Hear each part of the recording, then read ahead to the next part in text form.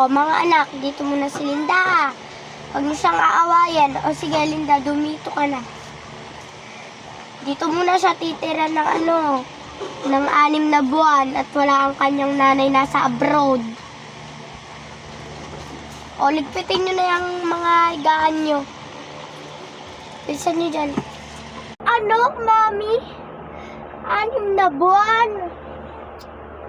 Mami, alas nang walang tayo makain. Tayo pa nga lang nila Daddy. Tapos mag-aambag ka pa dito ng palamunin.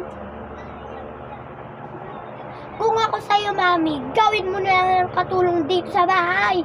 Total naman, mukha naman siya katulong.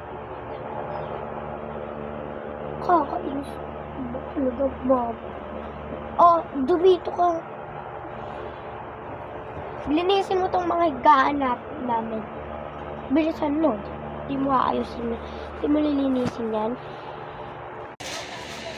Sige po. At yung kanin, dalhin mo na kasi dito.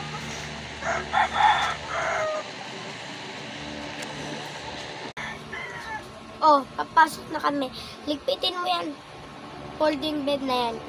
Pati itong upuan na to. Ayaw ko nakakalat yan dito. Gusto ko doon yan sa labas. Bilisan mo. Tara na nga. Makikipagkita pa kami sa mga kaibigan namin.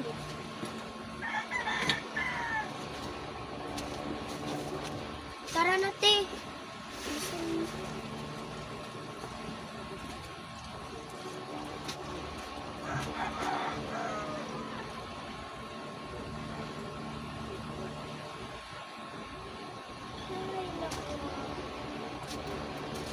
Diba sabi ko, ligpitin mo to?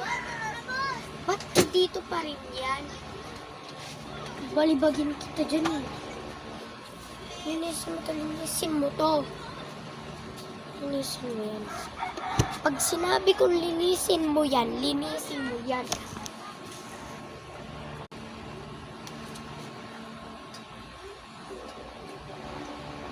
Sige po, lilinisin ko na po.